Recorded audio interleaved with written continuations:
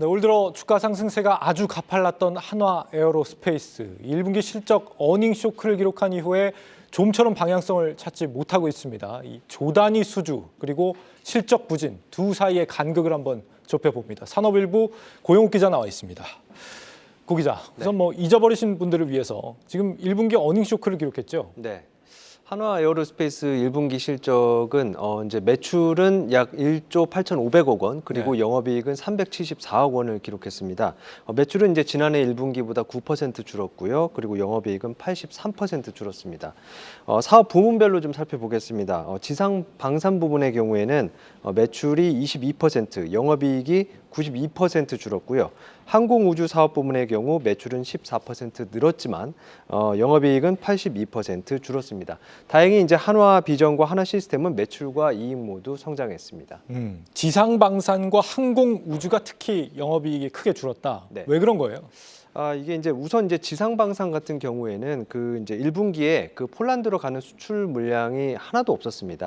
예, 전혀 없었고요. 이제 K9 자주포라든지 뭐 이제 천무 같은 무기 체계들을 말하는 거고요. 이제 해외 매출이 3천억 원 정도가 나오기는 했지만 이익률이 작은 부수 장비 매출이 대부분이었습니다. 네. 뭐 항공우주 사업 부문도 비슷한데요.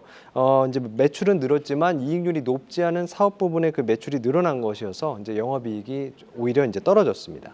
몸집은 커졌는데 수익성이 좋지가 않았다. 네. 증권사에서도 예상 못한 수준 아닙니까, 이 정도면? 맞습니다. 뭐 1분기 컨센서스는 매출 2조 600억 원에 영업이익 1,400억 원이었습니다. 뭐 이런 차이를 보이는 이유는 뭐 결국에는 이제 정보 불균형 때문입니다. 네. 한화 에어로스페이스가 이제 모든 납품 내역을 증권사에 제공하지는 않기 때문인데요.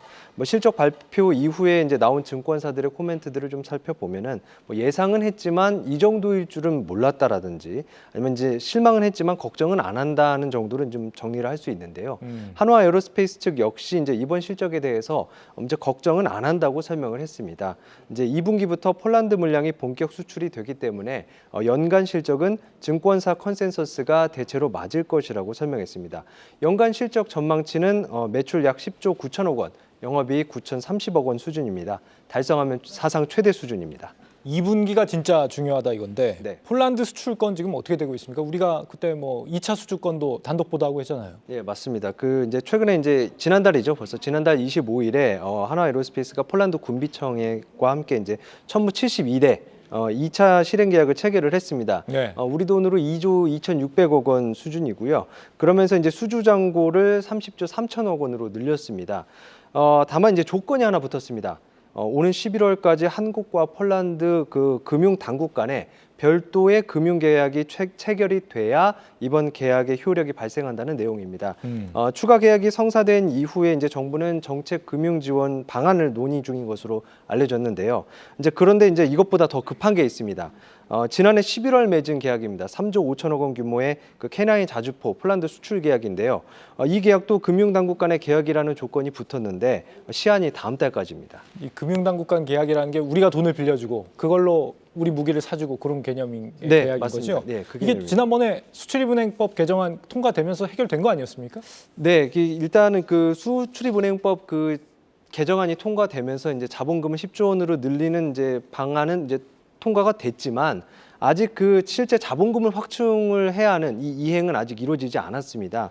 이제 기재부는 1차로 이제 이번 상반기까지 2조 원을 확충할 것으로 알려졌는데요.